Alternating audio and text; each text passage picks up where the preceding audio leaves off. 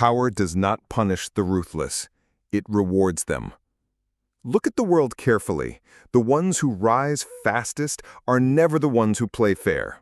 They smile, they shake hands, but underneath they calculate. They treat kindness as camouflage. They speak of principles while they quietly sharpen their blades. And you've been taught to fight with rules. You've been told fairness makes you honorable, but fairness is a leash.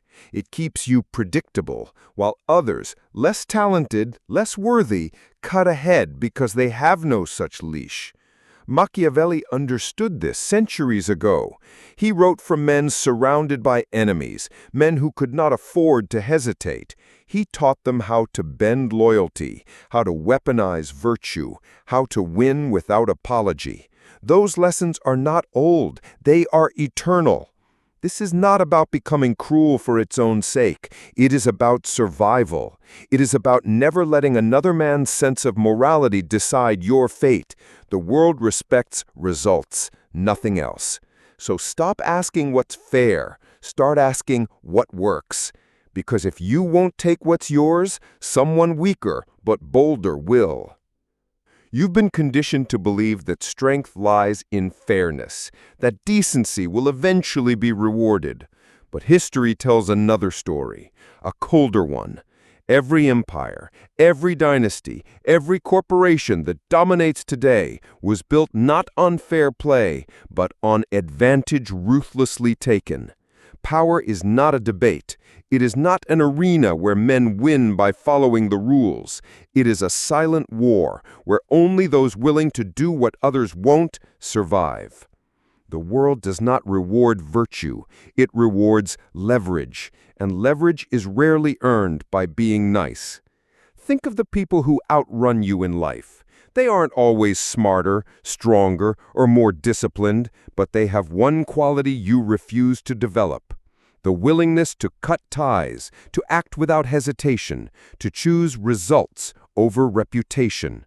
While you stall, questioning whether something is right, they've already made their move. And when the dust settles, no one remembers who played fair. They only remember who won.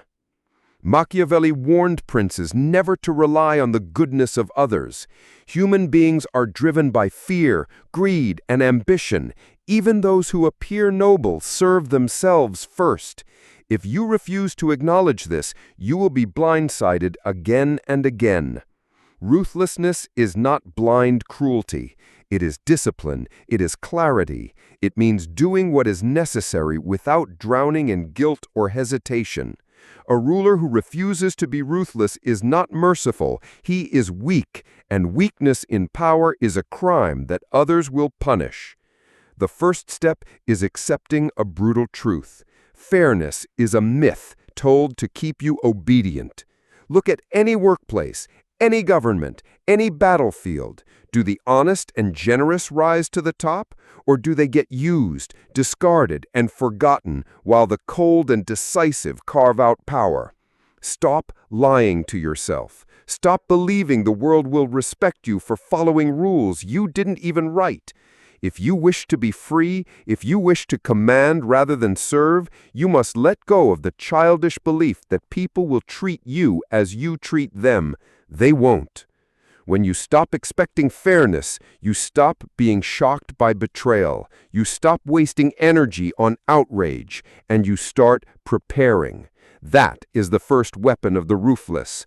Understanding reality exactly as it is, without illusions, without sentiment. Do not confuse this with becoming a villain. You do not need to be openly cruel. In fact, the most effective power is quiet, invisible. You do not announce ruthlessness. You simply act when others hesitate. You choose decisive moves over endless moral debate. You learn when to strike and when to smile while hiding the blade. From this moment on, your question must change. Stop asking, "How can I win?" while staying good, and start asking, "How can I win?" Period. Morality is a luxury for those who already hold power. For everyone else, it is a cage. Machiavelli wrote, "It is better to be feared than loved, if you cannot be both." But he also understood that fear does not mean open terror. It means respect. It means no one doubts your willingness to do what is necessary. That is what ruthlessness creates, not chaos, but authority. History is littered with the corpses of men who tried to be good. They believed decency alone would shield them. They assumed that if they harmed no one would harm them. But the world does not operate on moral balance. It operates on power, and power is drawn to boldness, not goodness. Look around. The people who advance fastest are rarely the purest. They're the ones who move without hesitation, who refuse to ask permission, who act as though they are inevitable. This is the great secret of power. People believe in what appears certain. Even lies become truth when spoken with authority. Even weakness looks like strength when carried with enough confidence. This is why Machiavelli warned leaders never to rely on their reputation for kindness. A reputation for kindness invites predators. They know you will hesitate before you strike back. They know you fear appearing cruel. That hesitation is fatal. The ruthless do not win because they are smarter or stronger. They win because they do not pause. Where you weigh options, they seize opportunities. Where you worry about being liked, they focus only on being obeyed. Consider Cesare Borgia, the man Machiavelli admired most. Borgia's power was not built on fairness. It was built on calculated terror. He eliminated rivals not openly, but with precision. He staged acts of justice so severe that no one dared to betray him twice. And yet, to the people, he appeared as a savior. They didn't see the knife behind the smile. They only saw that he could deliver results. That is the paradox of ruthlessness. When executed correctly, it doesn't look like ruthlessness at all. It looks like strength. It looks like leadership. People crave order, and they will follow the man who provides it, no matter how many throats he had to cut to achieve it. But boldness alone is not enough. Unfocused aggression burns bright and then burns out. Machiavellian ruthlessness is deliberate. It chooses its targets carefully. It knows when to strike, and just as importantly, when to stop. You are not trying to destroy everyone. You are trying to ensure that no one can destroy you. Ask yourself, in your life right now, who benefits from your hesitation? Who moves forward while you remain still, paralyzed by the question, what will people think? Those people are not burdened by such doubts. They understand the game. They are willing to use your conscience as a weapon against you. You can remain their victim, or you can step into the arena on their terms. This does not mean becoming cruel for its own sake. It means refusing to let outdated notions of fairness prevent you from taking what you deserve. Do not mistake this for arrogance. True ruthlessness is not loud. It does not broadcast its intentions. It moves like a shadow, quiet, precise, unseen until it's too late. By the time people realize what has happened, you are already beyond their reach. The lesson is clear. Stop performing goodness in the hope of reward. The world does not give points for effort. It follows the man who makes decisions without flinching. Speak with certainty, act with speed, and never apologize for your ambition. When others sense you are willing to do what they will not, they will stop competing with you and start fearing you. Machiavelli understood that it is far safer to be feared than loved, not because fear is better in itself, but because it keeps your enemies honest. A man who fears you cannot betray you without trembling. A man who merely loves you will turn against you the moment love becomes inconvenient. This is how power consolidates, not through kindness, but through respect. And respect is born from boldness, not goodness. There is a dangerous illusion in trying to be endlessly fair, endlessly kind, endlessly forgiving. It makes you look noble, yes, but it also makes you predictable, weak, and safe to attack. In the game of power, hesitation is blood in the water, and the sharks will circle. Machiavelli warned that cruelty, when used well, is not a vice, but a necessity. The key is not to be savage all the time, it is to be precise. The weak man lashes out blindly, punishing everyone around him in bursts of anger. The powerful man is patient. He waits, watches, and chooses his moment carefully. When he finally acts, his strike is so sharp, so absolute, that no one dares challenge him again. Strategic cruelty is not endless violence. It is concentrated violence, a single decisive blow that removes the threat permanently. History is full of leaders who failed because they tried to appease enemies instead of destroying them. They spared opponents who later returned stronger. They punished in small doses, creating resentment without fear. They were merciful at the wrong time, and merciless when it was already too late.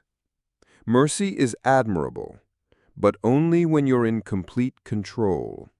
Otherwise, it's an invitation to be betrayed. When someone challenges you directly, do not respond with half measures. Do not wound your enemy. Eliminate them. A rival who survives your blow becomes bitter, patient, and determined to see you fall. Far better to end the matter decisively and make an example so strong that others will think twice before daring to test you. The appearance of cold resolve does more to protect you than 1,000 friendly smiles. But cruelty must be intelligent, never emotional. If you punish out of anger, you make mistakes. If you strike out of fear, you reveal weakness. Strategic cruelty is not about rage, it is about control.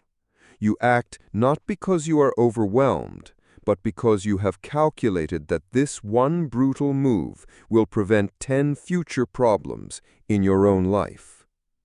This principle holds true in smaller, subtler ways. Cut off toxic people completely instead of tolerating them in small doses.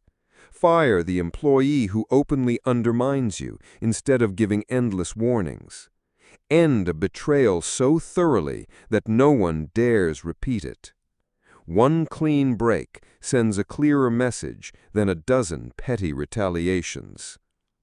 When others see that you are capable of acting decisively, capable of being cold when necessary, they will treat you with caution. Your reputation will do most of the work for you. People will think twice before crossing someone who is not afraid to take a hard action, and that, ironically, means you'll need to use cruelty less often. Like a drawn sword, its mere presence keeps the peace.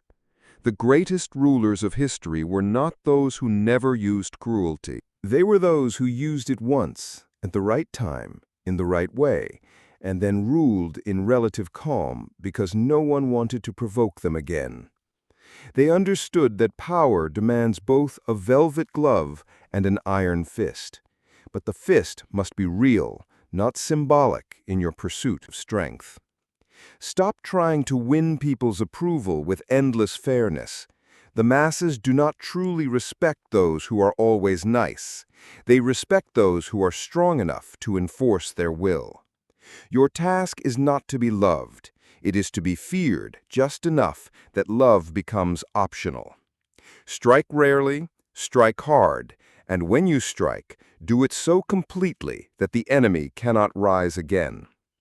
This is not brutality for its own sake. It is discipline, it is efficiency, and it is survival.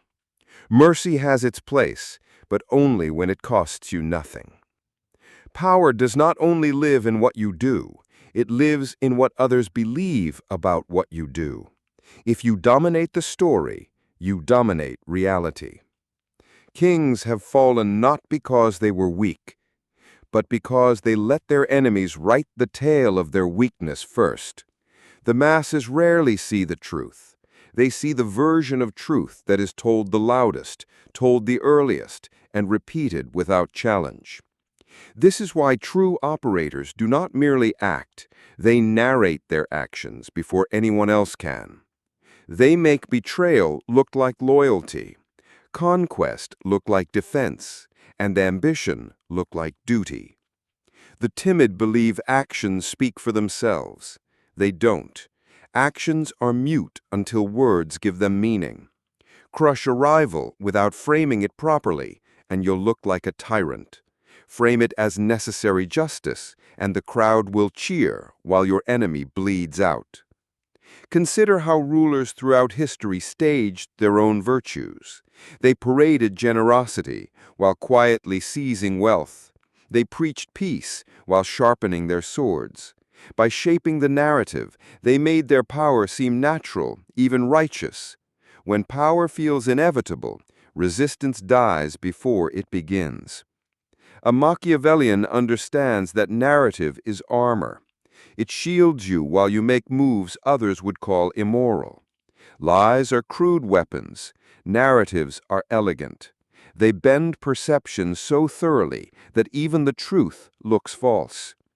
Instead of denying your schemes, drown them in a greater story. People will believe what flatters their hopes and fears. Hand them a script, and they will read it out loud on your behalf. This control is not achieved by shouting louder than everyone else. It is achieved by planting the story early, whispering it into the right ears, and letting it spread as if it were born from the crowd itself. The most dangerous narrative is the one that seems to have no author. If they can't trace it to you, they can't fight it. Enemies will try to expose you. Let them.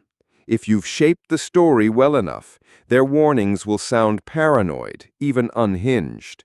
You don't destroy their accusations with counter-arguments. You destroy them with ridicule and doubt. Turn their truth into a joke, and they'll choke on their own outrage. Do not only control how you are seen, control how your enemies are seen. Make them appear reckless before they act, greedy before they take, and cruel before they even lift a finger. Then, when they finally move against you, the world will nod and say, "We knew it all along."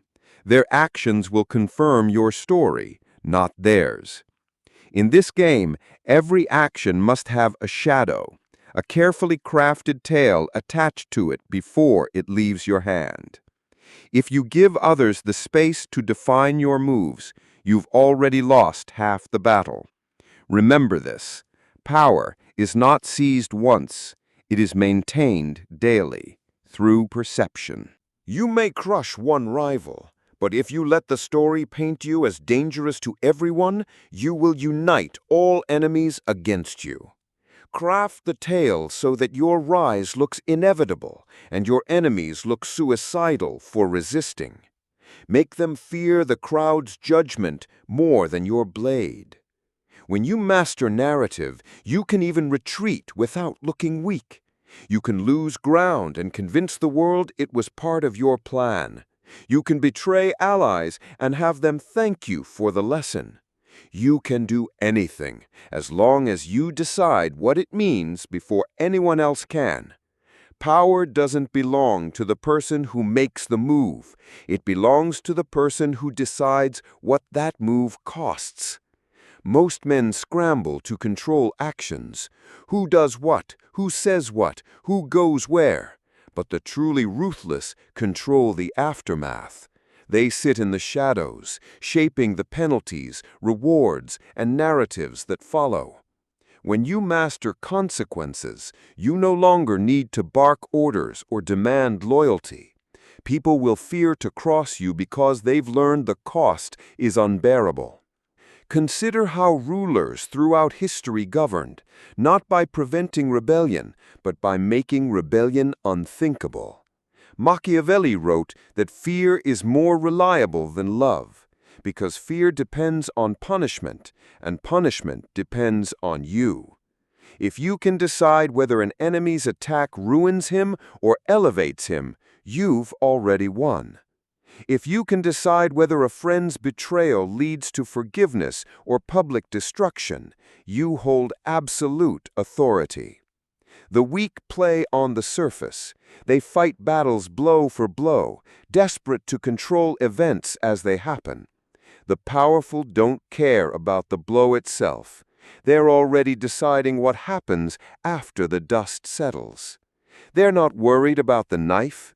They're planning whether the stabber ends up hailed as a hero or hanged as a criminal.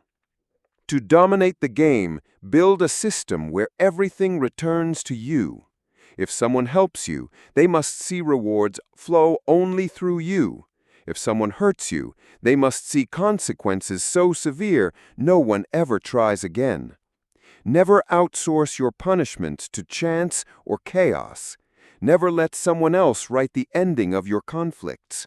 Whether it's a ruined reputation, a lost fortune, or silent exile, make sure the final act always has your signature. Look at how empires behaved.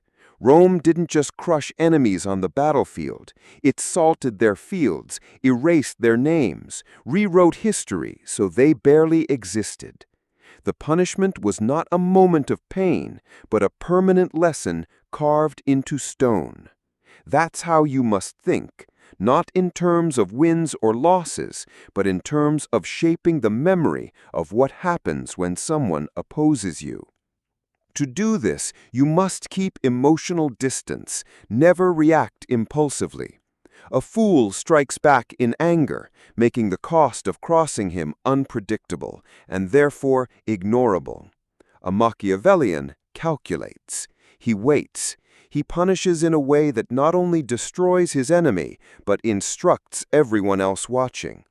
A single well-chosen consequence can prevent 10 future betrayals. This power requires preparation. Build leverage quietly. Secrets, debts, obligations. Design your relationship so others depend on your favor, not on abstract principles of loyalty. Then, when someone dares to step out of line, you don't need to scream or threaten. You simply decide their fate with cold precision. Perhaps you let them twist in uncertainty for months. Perhaps you take everything from them in a single stroke. The point is not cruelty for its own sake. The point is order. You decide what behavior survives and what behavior dies. When people learn you control consequences, they stop worrying about whether you're right or wrong. They simply stay out of your way. Power ceases to be a debate and becomes a fact of nature. Just as no one argues with gravity, no one argues with a man who makes the cost of defiance too high to bear. In every move you make, ask yourself, if this person resists me, can I decide what happens to them? If the answer is no, you're still playing the surface game. If the answer is yes, you've reached the deep game, the level where Machiavelli's princes ruled without needing to raise their voices. Controlling consequences is not about appearing ruthless. It's about quietly ensuring that every road leads back to you, and only you decide whether that road ends in reward or ruin. If you're ready to stop living like prey, to sharpen your mind and become untouchable, then stay with this channel. Every week we dig deeper into the strategies that separate rulers from the ruled. Like this video, share it with someone who needs to hear the truth, and subscribe so you never miss the next lesson. Because the world is not getting softer. And if you don't learn to be ruthless, someone ruthless will learn to control you.